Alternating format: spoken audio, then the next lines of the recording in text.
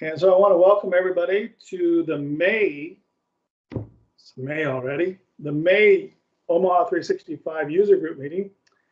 And we are, as if some of you are just here, we were talking about virtual or meeting in person, and I can't foresee us meeting in person again, at least for another few months. The Microsoft office is, I was going to contact them locally here, but I'm guessing, like Sherry said, that they're not allowing anybody to use their offices until September at the earliest. And so I don't know if there's other places in town that we could do it, an in-person thing, or maybe we just have to meet somewhere for happy hour, which is fine too. That's always fun. And then you can come if you're comfortable. So anyway, speaking of meetings, so Amber and I have been working at scheduling speakers for the rest of the year, and we've kind of decided that there's so many virtual meetings out here, or virtual conferences and everything else like that, that for the rest of the year, unless we can meet in person, we're not going to schedule any more virtual user group meetings. What I will do though is, as I get notifications of other virtual sessions or virtual, training sessions or something like that, I can send those out so that you can access those too. But there's just so many of them right now, and I'm sure if you're like me, you're getting burned out on turning in attending virtual sessions. So we haven't scheduled anything for the rest of the year. We have talked about, both Amber, Gavilon, and my company are going through migrations right now. And so we thought about maybe later on in the year that we would do a session on migration. I know Gavilon is going from SharePoint on-prem to SharePoint Online, and my company is going from SharePoint 2013 to 2019. So there's a little bit there for everybody. So maybe we can jointly do yeah, Amber said 2013 to SharePoint Online. So maybe there's something that we can do jointly if anybody's interested. So that'll be probably later in the year, maybe November. But other than that, we don't have anything else planned.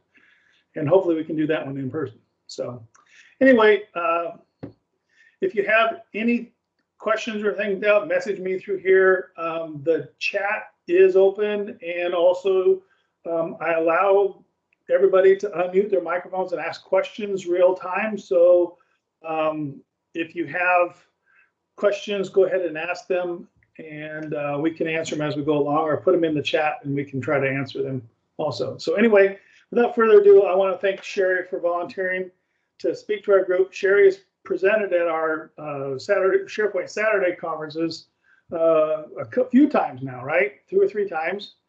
And then once for the virtual conference too. So anyway, I want to thank Sherry. Sherry, it's all yours. Thank you.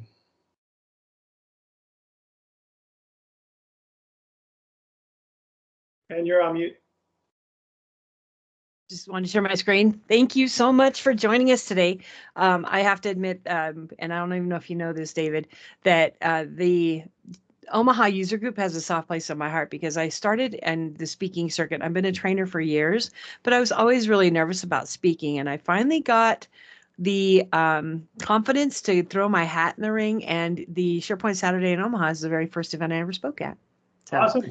Yeah, and you hooked me in. I speak all the time now, and I've made probably some of the best friends of my life working and speaking in this community. So thanks for, it's like the crack. That was my first taste of crack. It's funny, but we've launched a few speaking careers out of Omaha. So. It's great. Thanks. And this is kind of a fun one. I've done this a few times, and it was really popular last fall. But as people are now starting to use Office 365, as you all know, we've been kind of shoved into the cloud in the last minute for many organizations. And as people are starting to adopt it, they got Teams thrown in their lap, and they may or may not know about all the other capabilities that are in Office 365. And I have to say that I got a reality check from my husband because I was asking about, he's a firefighter. I was working with the fire agency. I said, if you were to build a team around a fire incident, what would that look like? And he goes, why are you asking me about teams? And he goes, I like shared a couple files and made some calls. He just like didn't use it and didn't know that there's all these other things behind the scenes and people are still using other tools that are outside the ecosystem. And Microsoft Forms is one of those that I think could be better utilized. And it's not just for forms, it does a lot of really cool stuff. And being part of the ecosystem, it really empowers you to take things that you might have outside of your process and maybe even paying for separately when it's included in Office 365. So I want you to know Microsoft Forms, it doesn't take a monkey to use it. It's a very easy tool to use, but you can take it next level and do more with it than you probably know about. So we'll play with that today. So who am I? I'm Shortcut Shari. I've been a trainer for about 20 years. I've been using SharePoint since before it was called SharePoint, but I got known as a trainer as Shortcut Shari because I love keyboard shortcuts. So feel free to reach out to me on social media. I'm on Facebook, I'm on Twitter, I'm LinkedIn. I don't do Instagram, I don't do TikTok, but people are telling me I need to. And I'm like, really? Yet another time sucker up I don't have time for. But definitely check those out. And I have a lot of really cool friends. So, I might share or follow the things that they post as well, as we were talking about. I'm also a qualified customer immersion experience facilitator. I've been doing those for about 10 years for Microsoft. So some of you that may have joined early might have heard that, I'm a vendor directly to Microsoft. And those are my favorite events to do. If I don't ever teach Word Level 1 again, I'm good with that. All right. I welcome questions at any time, so feel free, especially with a small group, that's easy. If you'll mute, if you're not asking a question, that's helpful just to reduce the background noise and the interference in the video that they are recording this, so those who are going back to watch it later can watch it later. I'm also a LinkedIn Learning author, and if you would like, you can get a free trial. I don't know if it's 30 or 60 days, but you can jump in. I've got 4 courses on SharePoint, and they've been really popular, again, as people are starting to adopt and assume the different technologies that are in Office 365. So I have 4 courses on SharePoint there. All right, so let's talk about the ecosystem. And Matt Wade does not pay me to share his graphic. I just wish I would have come up with it first. He's amazing, and I love all his blog posts. He's on cutting edge.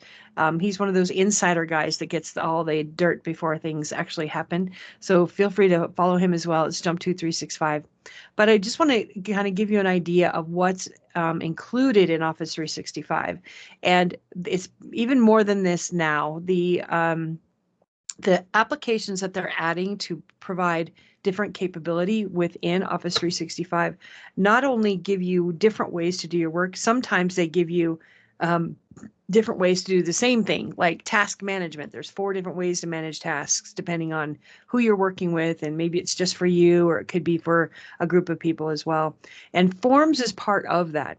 The thing to keep in mind is that through Power Automate, which is the workflow tool that's included, you can actually connect a lot of this stuff and make things a little bit easier. So what could be a manual and tedious process, you can automate those. So that's part of what we're going to talk about today, is not only how to gather information using a Microsoft form, but how to use that with the other tools so that you can streamline some of the things you might be working on.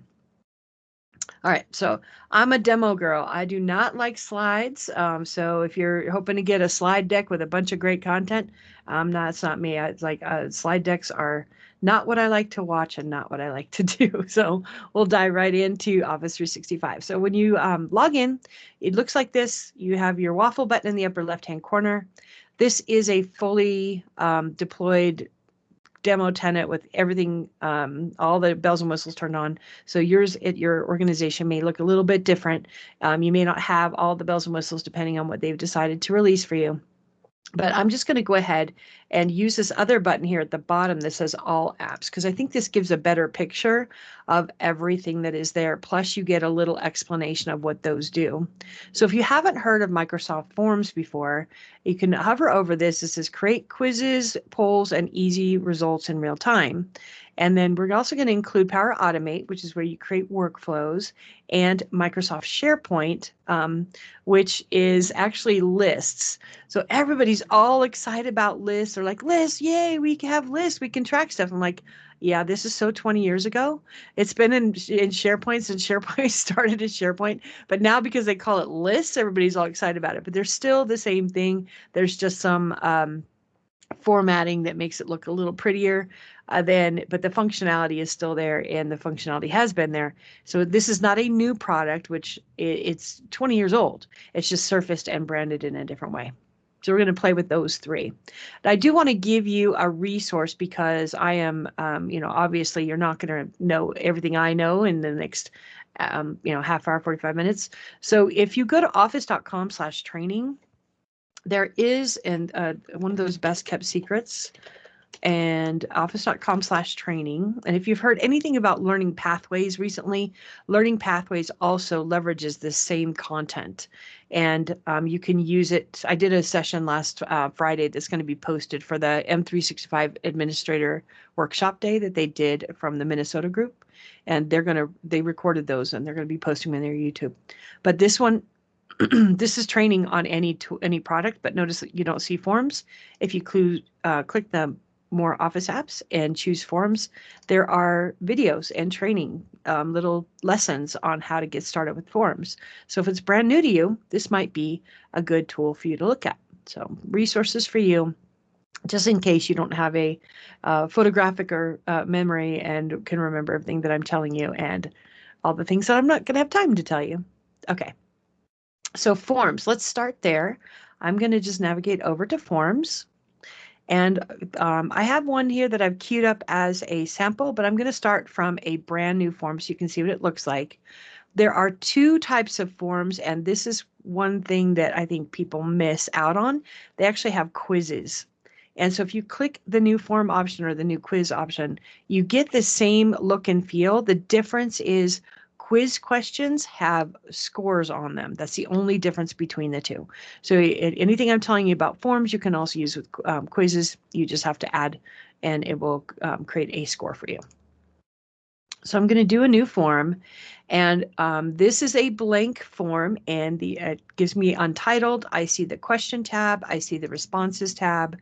And this is how you can view the results of your survey or quiz. And then you have a preview, you have a theme up here, and you have the share options.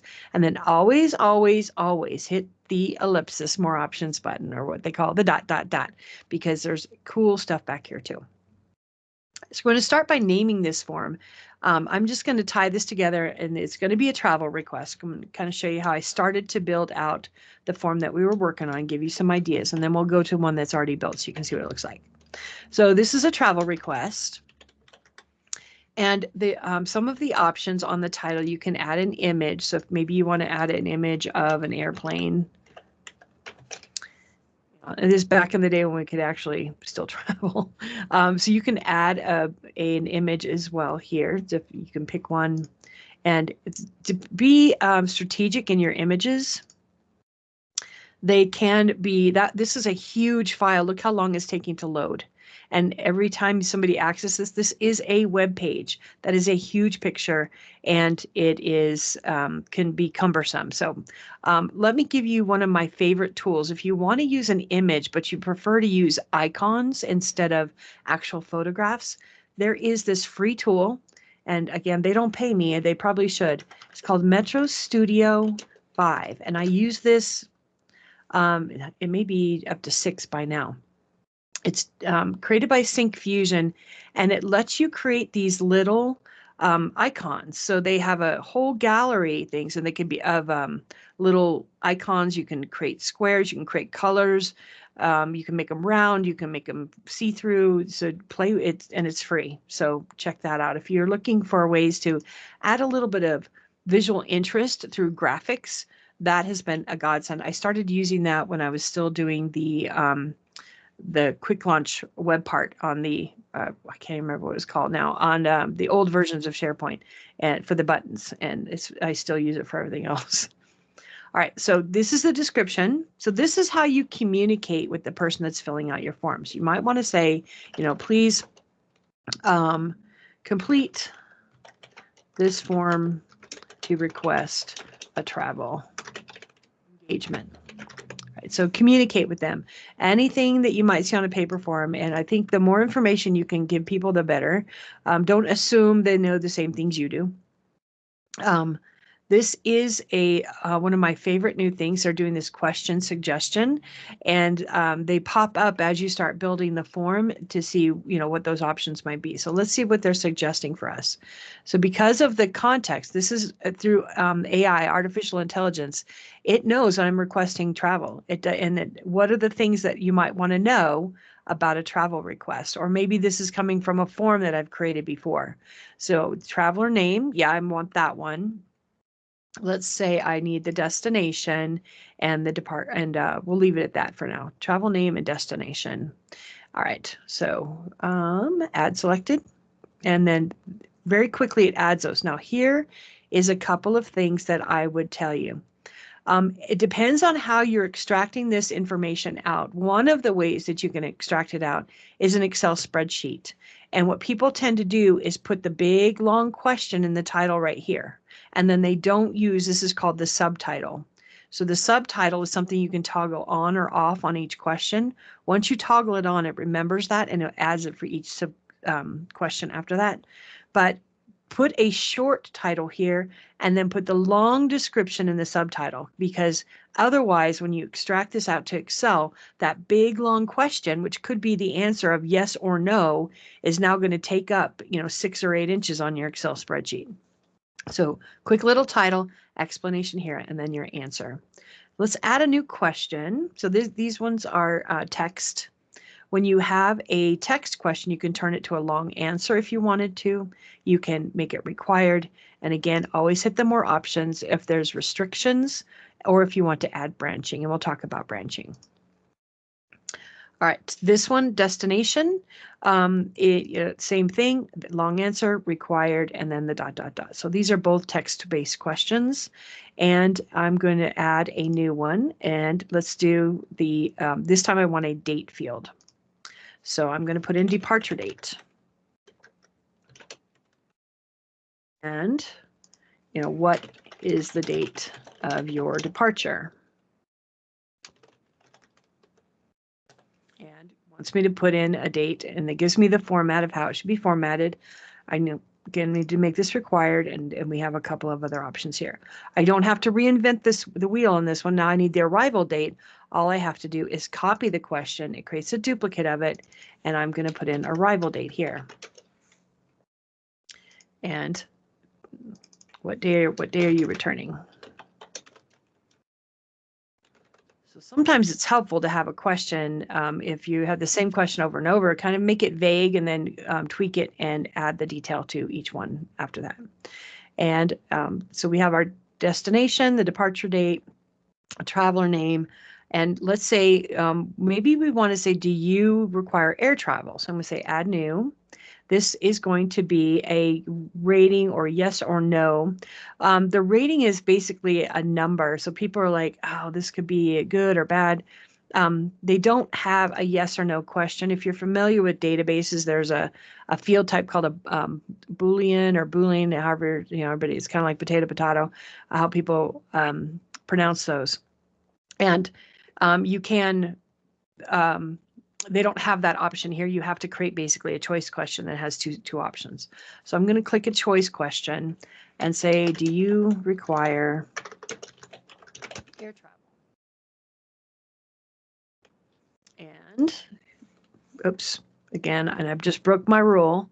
That's the long question. I'm going to put that in the subtitle and say air accommodations. And my options are going to be yes. And as soon as I type in yes and go to the next one, see, I'm getting prompted for a no. Again, there's that artificial intelligence trying to help things speed things up for us. All right, do I want to add an other option? So whenever you have a choice question, they have to choose from one of the options here. And if you use the other option, it lets them type in what something. So if you didn't anticipate a particular question, you can put that in there. If you don't want it, you can take it out either way. Right. If this happens to be something like, your preferred airline, so let's do that one. I'm going to give it a choice and say airline. Type today. Air, L-I-N-E. There we go. Preference. What is your preferred airline? Let's say it's United or American. No shameless plugs for them. These are just the big guys. And I just hit enter, which is another way to kind of add a new option. So United, Delta, Southwest. And if you want them, I like things in alphabetical order. I'm a little bit OCD about that. You can actually drag and drop them in a different order if you want to make sure that they're intuitive for people to find those answers. And this time I'm going to add the other option. So they can type in whatever they want there. Oh, sorry, add the other option. Or delete this one. Now, if you want to give them multiple options so they can answer more, it's going to change them from a radio button to a checkbox. So they would be able to select more options. Again, here's those. The shuffle options. So if this were a quiz and you would want people to be able to answer, you want it to kind of shuffle it each time and not have the exact same order so that people can't cheat. I don't know, but you could shuffle the options on each one if you need to, just to make sure people are paying attention. All right, now let's talk about some of the other, I think the questions here, let me give you a different types of questions, a little bit overview of them. You have rating questions, will let you do a number of levels. So, how important is it that you have a non-smoking room? Is it really important? Not very important. And you can give it either a star or a number. So this question, you can ask, 10 different questions. Or if you have you've seen these rating scales, they're called a Likert scale. So if I add another one here, I'm going to pull in the Likert. And it's like, regarding your hotel accommodations, please rate the following things. Non-smoking, breakfast included, a near the elevator. I always feel like when I walk in, I used to travel 200 days a year. I always felt like I walked in like it was my coffee order. I want a non-smoking king size, near the elevator, but not next to the elevator. Like I had like this whole thing of everything that I wanted to do for my room. Okay, so this is a Likert scale as an option if you want to use that one. Let's add another to show you a different one. You have the date, which we saw, and then the ranking. So the ranking might be something that would be helpful for this airline one, because you can say, which is your airline preference? Sort these in the order that you would prefer. And then people can give you an idea of what those are, and they just kind of drag and drop them. All right. And finally, you have the option for a file attachment if you want to use those. And then I've never used this Net Promoter Score. I'm not exactly sure what it does. I'm going to have to check into that a little bit. But my other favorite thing is a section, because the sections, I just did a blog post on this recently, actually.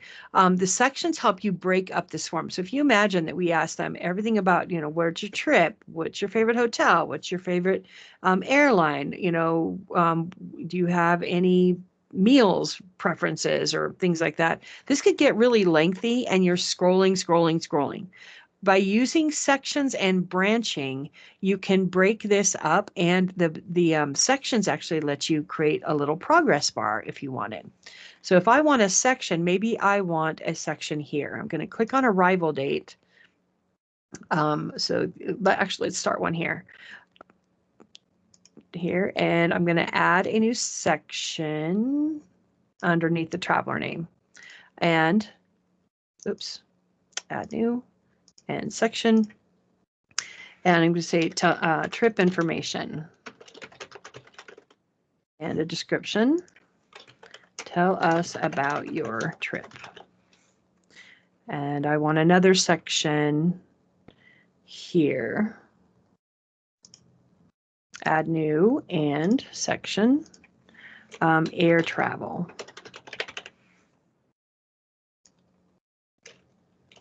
And I'm going to move this one up to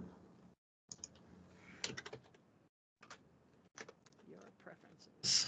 Of course, I'd make these a little more elegant, but for the sake of time, I'm going to move this one up above because this I'm going to add branching. I'm just showing you how the sections work. Let's just preview.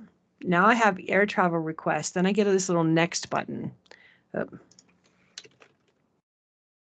And, here's the information about the trip, air accommodations. I click next. So if they don't need air accommodations, I want them to be able to skip that section. So if they answer yes or no here, this is where the branching comes in and lets them move to the next question. All right, so after I fill that out, we'll put that in there. All right, so keep that in mind because I'll show you one that I built out a little more fully. But in the sake of time, I can't build the whole form while we're sitting here. Okay, so I am going to add a branching to this one. Add branching. If you require air travel, if they say yes, I want them to go to the next section, air travel. If they say no, then I want them to go down to the next question.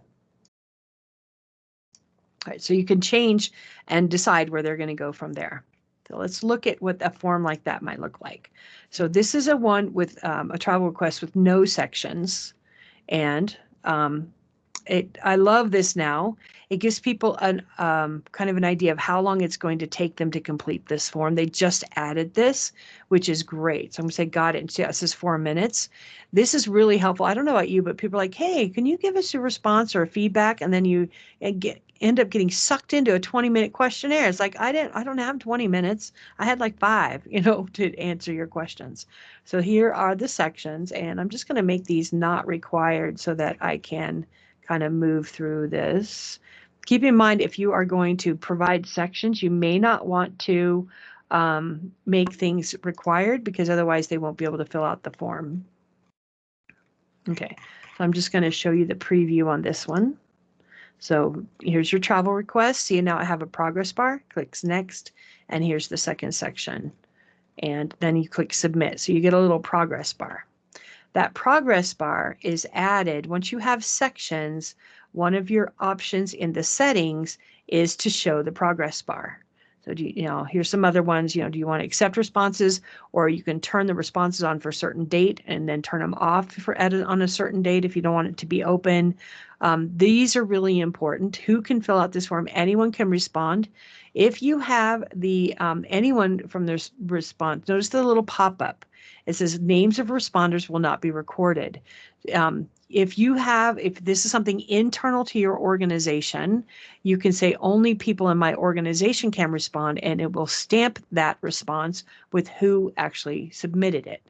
And so if you say anyone can respond, you can actually open this up outside of your Office 365 environment and let anyone respond to these. So this is where a lot of the feedback forms are coming from some of the events that you've been to. They're collecting that information using Microsoft Forms. All right, notice the background picture here as well, so that we'll look at some of those options to make it a little bit more visually interesting. And then you can also designate only certain people. If you choose only certain people, it records the name and only one response per person. So if you're asking them, are you going to be at our holiday party, and only one response per person, they can't respond, 6 times. This is also another one I think is really helpful, adding a thank you. So customize the thank you message at the end instead of just saying thank you for your submission. You can give them more directions, give them an idea of how long till you're going to respond to them. Your request has been forwarded to the correct department, that type of thing. And then do you want to allow receipts? So, non-anonymous people. So if it records the name, then not the anyone, but any of these other 2, it'll actually send them an email letting them know that they've received your response. And this is for you to get a response. Now, this could be a form that anyone could use. I have been creating surveys and doing some gamification of our adoption program that we're developing, and we're using forms for that. So I'm using that across different organizations. And under the share options, you can share this with only people in your organization, specific people, or anyone can respond. So share and collect responses.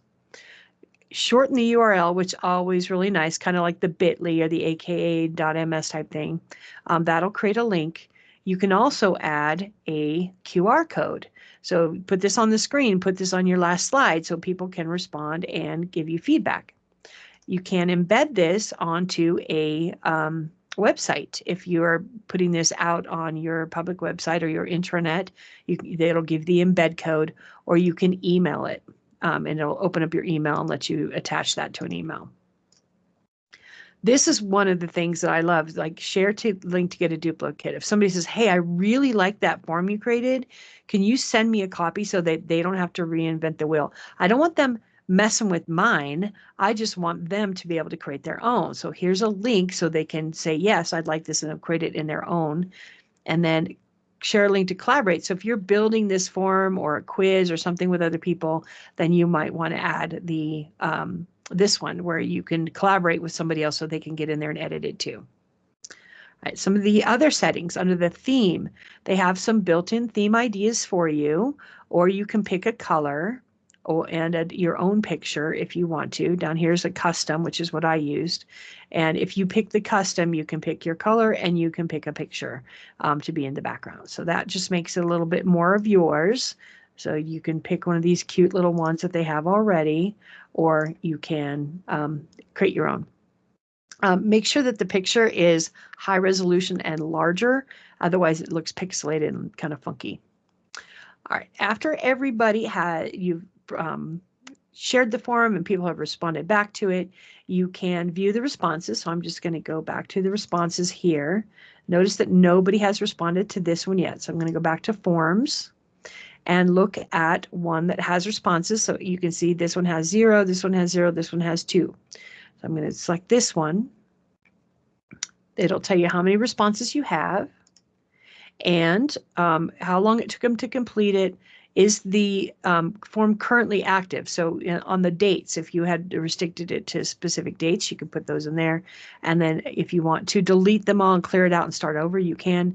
You can print a summary if you need to. This is really helpful. There's the preview. Oh, wow, it's taken a long time to attach to my printer. Oh, don't crash.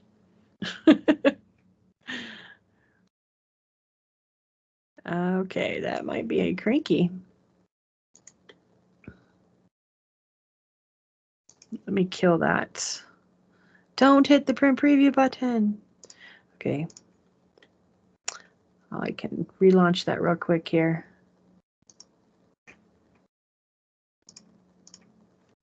If you all don't use these profiles and you log in, log out as different people, I use these Google profiles constantly. They save my bacon. Oh, wow. It doesn't have, oh, I'm in here as Adele. Okay, so I'm going to go back to Office and go back to Forms again. Oh, yeah, I was trying, let's not do that again. I'll see if I can get the print preview maybe at the end. All right, so the responses, and then the you can get a summary link, so you can send that out to people, share a response with other people. So that kind of gives you an overview, you know, how are people answering, you know, what type of seating do they like, what's their hotel preference, here's the amenities that they're looking for. So this is that Likert scale. You can also export this to Excel. And Excel opens in a new page, and the good and the bad of this is it's all or nothing. So you can't just say I need the latest requests. It opens them all up. And here are the responses to that form. And as you can see, This is why we keep the short answers or the short titles and put in long descriptions. So here's that Likert scale. It breaks when you put in a Likert scale that puts it into each one of those. Now this is kind of important when you're looking at the data if you're going to integrate this with other tools like lists, because knowing how the data comes out, notice that the multi-choice puts or semicolon separated values in there. It doesn't actually map it. This has been one of my frustrations because I'm not a coder. I always say I'm an ABC consultant. I stole that from somebody else, but ABC consultant means anything but code. I don't like to code. You can, apparently there's a way to like break them apart and put them back together in the list, but I don't know how to do that and I'm still trying to figure it out. So my opportunity to learn something new too, as well. All right, so I want to take this when they respond to these, and instead of it being an Excel spreadsheet, I want to have it put into a SharePoint list for me. So that SharePoint list, if you don't already have one, I'm just going to go to Apps and Lists. Those of you that aren't familiar with lists yet, this is obviously Adele has not been here yet. This is something everybody responds to. They close their pop-up windows. Microsoft 365 evolves all the time. There's over 380 changes across an average of 380 changes across the platform every single month. And how do you keep up with all of that? Well, they don't expect you to, but this is how they communicate what those changes are. Don't just close the pop-ups. Always read those pop-ups because this might be the thing you're like, oh, that's what I was waiting for. You know, where's that been my whole life? Or what a great idea. I wish I would have thought of that. All right, so you can see I have a couple of them as far as lists here. I'm going to create a new list and I am going to you could use one of these starting points, or you can create one from an Excel spreadsheet you already have. There's some cautions on this. The way it builds the list makes it a little bit cumbersome for the database. Or you can, if you have a list that you want to copy, you can start from one that's there. So let's say I want to use this travel request option. There is a trip title, a reason for the travel, a requester, a destination, travel start, travel end, a duration of the trip, airline. So it's like, oh, this is a good starting point for what I'm trying to do. I could use this template and tweak it. And it's like a new travel request. Give it a color, a little airplane. And where do you want to save it to? Now, this is really important because when you create a list, you own it. The default is My List, which puts it in basically your OneDrive storage. And if this is something that if you win the lottery and run away, and this is mission critical for your organization, maybe this is the process you're developing, you do not want to put it in your My List. Hopefully you have it in one of the groups that is available through Microsoft Teams or as an Office 365 group. So this one, let's say it's for the sales and marketing team. I'm going to put it in there and click create. So then we're going to create a list for that. Create the list for me here. And you can see I've got the titles for each of those columns. Now, this is where you want to, if you're going to map the two together, it's really important that the data types match. And this right here could be a 2-hour class. I'm just giving you a heads up on that. So I'm just going to go to the list settings and look at the type of data fields that it created for me. So if I let them type in their name, the title is a single line of text. And that's kind of the, generic bucket if it doesn't fit anything else. But if you want to be able to say calculate, like this one has a travel duration of days, you can't calculate text that are numbers. You can, but it's kind of, you have to do a bunch of transformation, which is a pain in the behind. So you want to make sure that when you're looking at this, if you're going to build a form that talks to it, that when you're choosing your question types, that you're choosing a type that corresponds with this. So the requester is a person or group. In my form, it's just text. The person or group data type looks at your Active Directory and looks for an account in there. So if you want people to be able to request whether or not they're in that, they're requesting travel for a client that are not in your Active Directory, this would be a bad idea because this is the Active Directory and they don't have an account. It's going to error out. If you are collecting dates and you wanted to do a calculation, just a little thing about dates. If you're not familiar with the way databases process dates, dates are, I use the analogy of the Star Trek. Captain's log, start date 250, whatever it is, 16,222. Every day since January 1st, 1900 has been assigned a sequential number. And even to the point where the time of the day, like 16,215.5 is noon that day. So when it's calculating dates, it actually takes what I call the star date, which is the date value, and subtracts those. So putting a date in as text, it wouldn't be able to do that calculation of the travel dates, because this calculation is based on these two fields, which are actually being processed as numbers. Okay. Currency. If you are using money and you do any calculations on money, you want to make sure you use the currency data type, because calculations, you'll get penny rounding errors and if you don't use the currency data type. Okay, so knowing what it's creating for you in the background, knowing that maybe the requester isn't going to be a person or group, I might have to go in, in here and say this is not somebody, the name with presence. Maybe this is the person that's requested the trip. And I might want to add another column in here that is the traveler name, because the traveler and the requester could be two different people.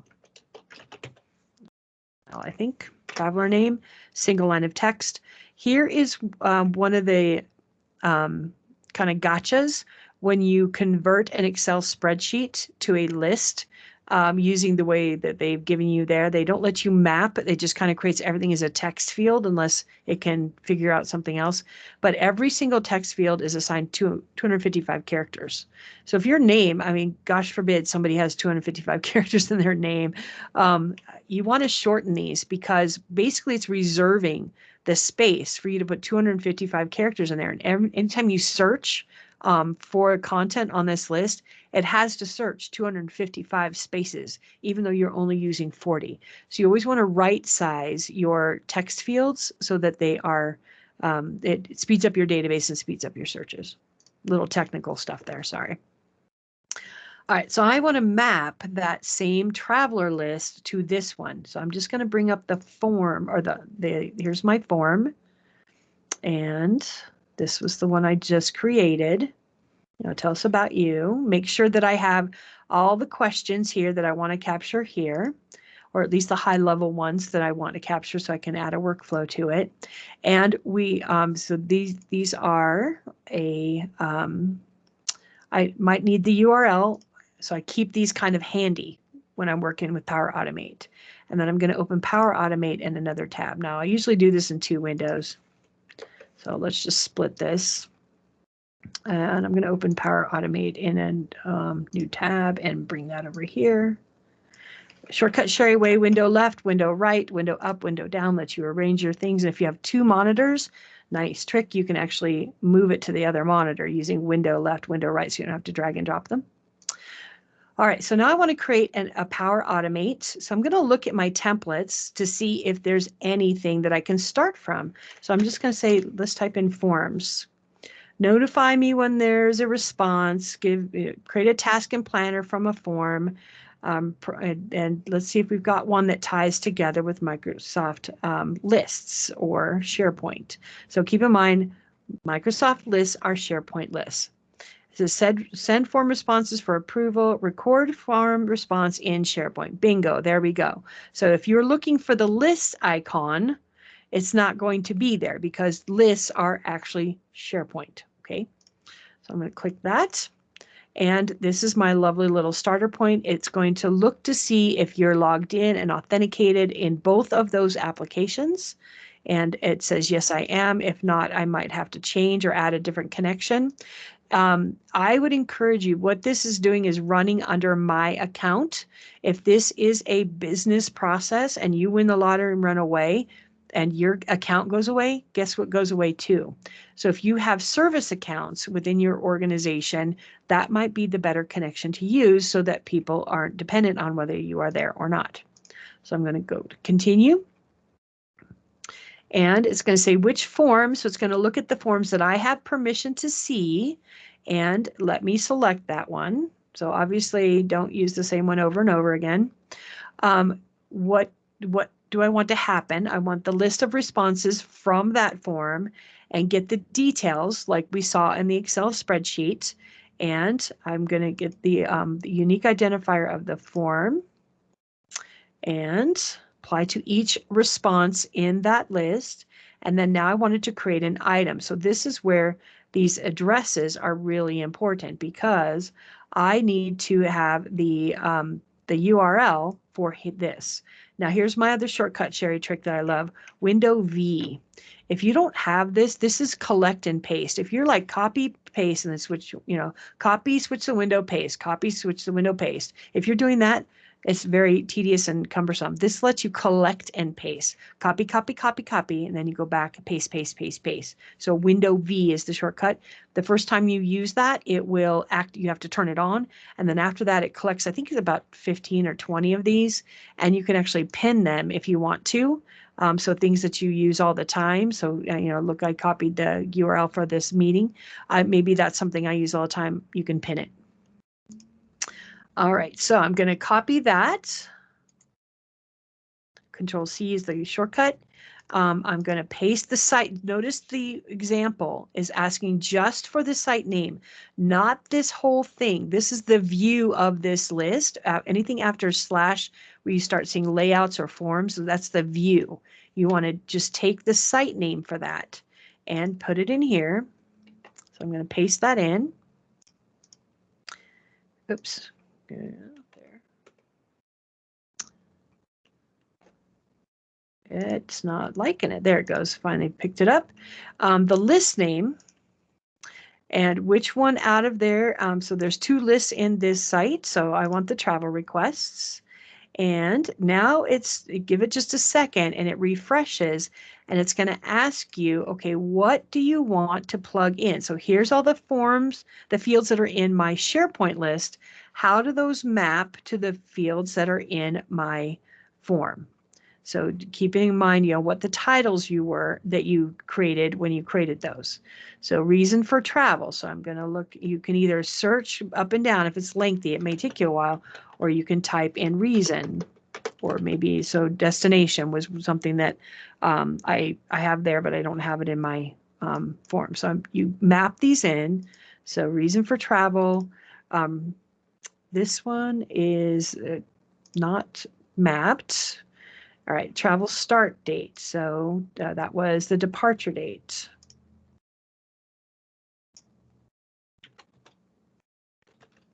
Departure date. And the end date is the arrival date. And keeping in mind that your data types have to match or it's going to error out. Return date is what I said. There's the return date. Airline value. So in my list, I have these as drop-down values. So you can put a custom value in and then airline. So you guys get the idea. Obviously, I don't have everything in that form built out here. And then the traveler name. Okay, so something else to keep in mind, if you have it required in the form, you don't necessarily have to have it required in your SharePoint list. And I kind of encourage you not to lock your SharePoint list down that way unless you're letting people enter it either way, because if they don't answer a question, it's going to error out and it's going to say, it wasn't submitted. So just keep that in mind. You'll get an error on your workflow. All right, so after you create your workflow, make sure you save it. And then my work has been saved, but there is a flow checker here, and it'll let you know if you have syntax errors. This is not letting you know whether your form is going to work or not. It's going to let you know that if you had a required field and you didn't map it, then it's going to give you a nastygram. If you have data types that match, it's going to give you a nastygram. So it's going to give you errors and warnings, but then you do have to test it. So do I want to test it manually, or do I want to test it with a previous response if I wanted to? All right, so manually submit a new request. I'm going to save and test it, and then I'd have to go back to the form. How are we doing on time? We got like 10 minutes left. Okay, so I'm going to go back to my form and preview it. And my name is Shari Oswald. All right, click next.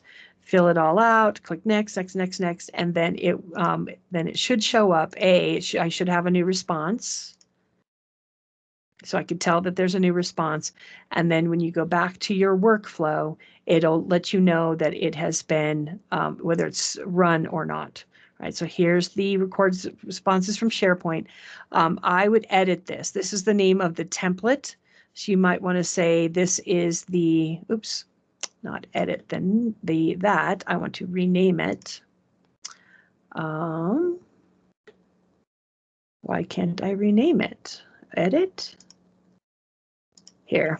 Okay, that's not intuitive. All right, so travel or sales and marketing, sales travel request. Give yourself an idea of what that workflow, kind of the source and where it's going, so that you know when you look at all of the lists, it's not just travel request, or map from SharePoint. Because if you do that like I do, I'd have a ton of those. Okay. All right. So rename them. Make sure you save it. And okay. Now, so here's the history. So it'll tell you the history if it failed or if it succeeded.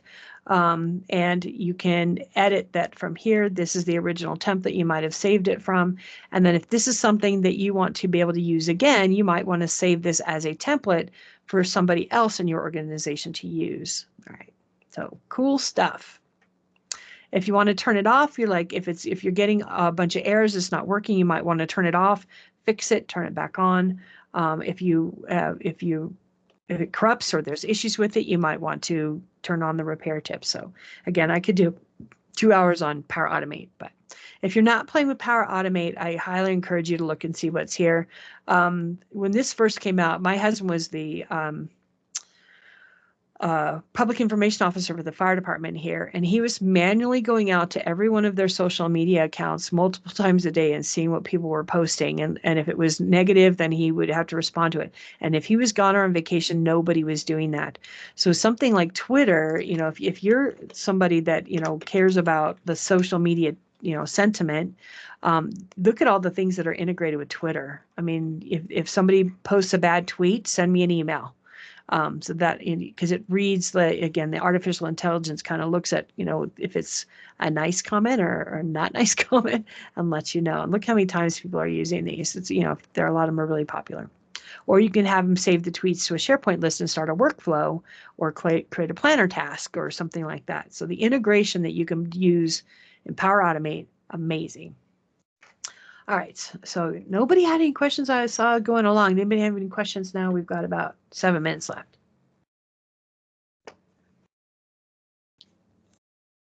There was one question earlier.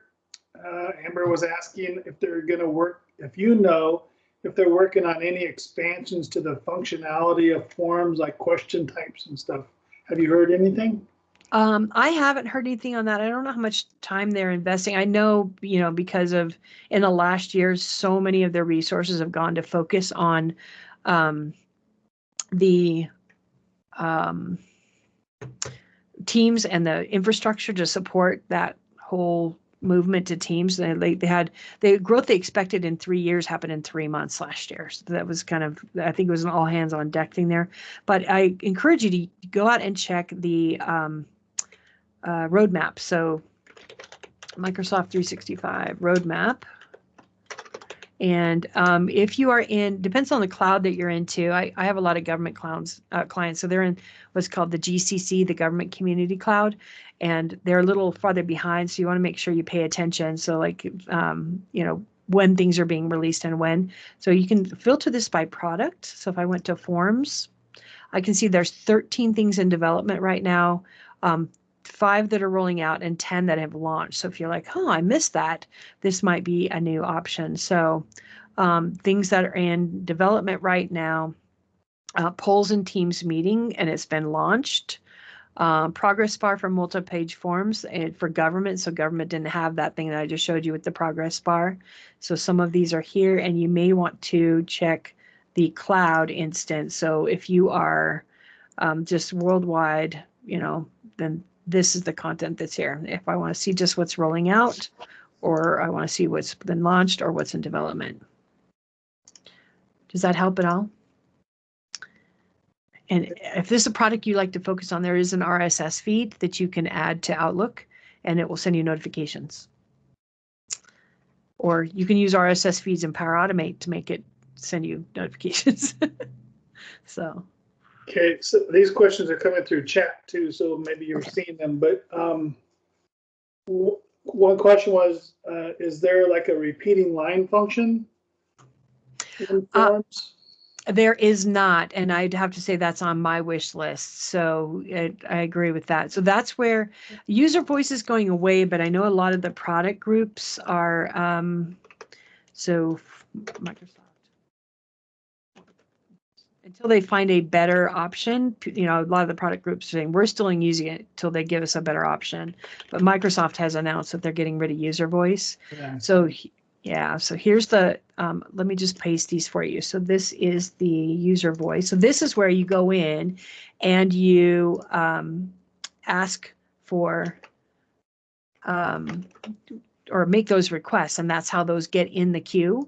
They're taking the suggestions from people, and that's how the developments or the new features are created. And always search. People just add them, and when it starts getting attention is when it has a lot of votes. So if 10 people go in and vote for the same thing, and it has less weight with the product team than if 10 people go in and, I'm sorry, 10 people go in and put their own suggestion in versus 10 people voting on the same thing. And each one of the products has kind of their little threshold. It has to have at least 200 votes before we'll even look at it, that kind of thing. They're not going to look at one vote, one vote, one vote, one vote. So make sure you go in and vote up the ones that are already there. So if these are the ones from Microsoft Forms. So let's say it's like multi-line. What comes up, allow for question to capture, multi-line forms saying roses fill in. So somebody else has already put that in here, and you can vote it. So it's going to ask for your email address. And click the vote. All right, so tell people, tweet it out, vote it up. I've made a suggestion. All right, so and then the nice thing about it is they will keep you up to date as things are changed. They make updates. It's going to send you notifications of where you're at, which is good. All right. All right, so let's see. Hi, Michael. Sorry. How many people would show in an in-person social at local? Okay, that's not a Forms question. Does Forms allow line editing? Michael, I'm not sure what you mean by that. And then Amber, given that you use Forms Power-Ups JSON for library, how do you determine which one to use for the given scenarios when you use Forms over the other choices, for instance? I like Forms for the interface because I can actually in Power Automate or Power Apps, if you wanted to, that's another one. You can create a little more powerful forms. And it's nice because you can just go to let me just go to the SharePoint list. I'm using my window V because I captured that in there. Okay, here's my list. I love this actually. So let's say I have a product. This is a product list and I want a form for it. And it doesn't have the form. It's just a click of a button and it creates a Power App for the form usually. Let's try it from this one. Did they take it? Oh, maybe yeah, there it is. They've moved it. Thank you for moving my cheese. So create an app. So this could be travel requests. Click create, and it creates the form for you and maps everything in, which is kind of nice. But the forms interface. This is basically meant to be consumed, for me, in my opinion, on mobile devices. This is not really a web-friendly thing. Just all depends on what you're trying, or the audience you're trying to reach. But this is something you could deploy on a cell phone. But the forms is also responsive, and you can show it on a cell phone. So you can see this. It takes a little bit more to make this pretty. And April Dunham has a lot of really great sessions and blog posts about making your Power Apps pretty. So I would check those out. I defer to the master on that one. All right. Does that help, Amber? It's just really, the answer I'm giving you is it depends. Everybody's shy. They don't want to turn their. I know. It's okay. All right. There's James. Yay. All right. Sounds like we should bring up the types of things to a single member. Okay. So these are just the other ones. Okay. Perfect. All right. What was your favorite thing? Put that in the chat. Love to hear that too. Or did you learn something new today? An aha moment? Those are the, when I'm in a classroom, I get the eyebrows, I get the surprises, I get the woohoo's, the body language. When I'm in these, I'm like, do you like any of it? Because I can't see your faces. I found out just yesterday, that you can add forms to your teams as a bot. And so then all you have to do is chat to forms and say forms, and then like start do like a common delimited list of items, and it will create a poll for you in forms. Oh, okay. Was that an article, or where did you hear about that? Because I'm developing a Q&A bot. And so I was just looking for different options, and I just saw, like, I was searching through the apps, and then I added forms. So if you go, like, if you add, like, say, go into your apps there on the left, and then search for forms, and there's one that says, like, forms. It says easily create quizzes and polls, but there's one that's under bots. So I think if you click on bots and then look at forms, I think that's how I did it. Yeah, so if you click on forms and add forms that way, so I like, if you add it to a chat, it becomes an actual bot that you can chat with, and then you can create polls and stuff automatically just by chatting to the forms bot. Now, I've seen them do that, for quick. I could see that for sure for like quick polls. Yeah. I don't know if I'd want to do like a travel request form in there, but that's really cool. Yeah. It's just for really quick polls in a team discussion or something like that. What do you want for lunch? Or All right. So, so to your point, when you add a tab for a form, there's a couple of options when you add the tab. For when you pick your form, add an existing form. So here's those.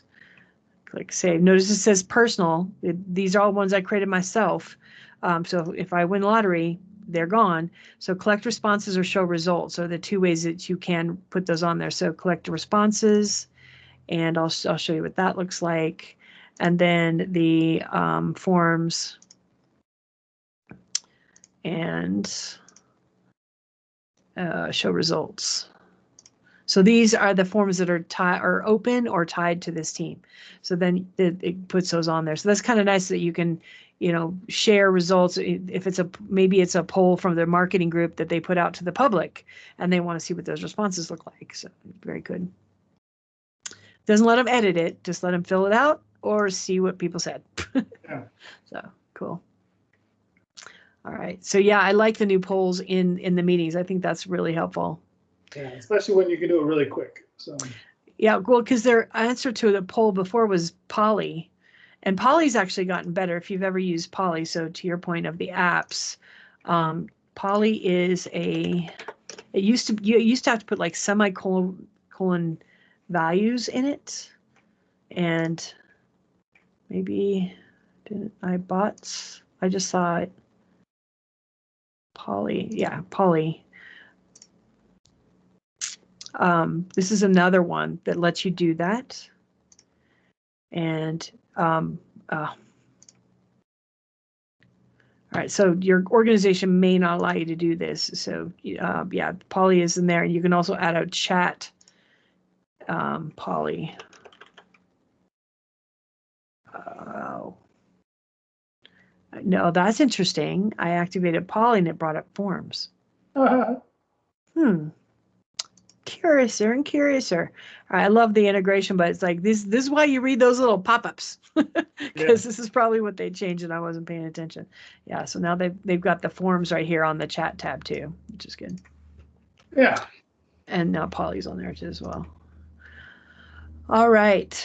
Oh yeah, here we go. So this again used to be you had to put a bunch of comma separated values and it would consolidate it. Now they've got these little templates, which is really nice. So if you're in a group and you're doing, I used to be in HR and you're evaluating a candidate, they've got 6 questions. So they give you some nice little starter points now, which is great.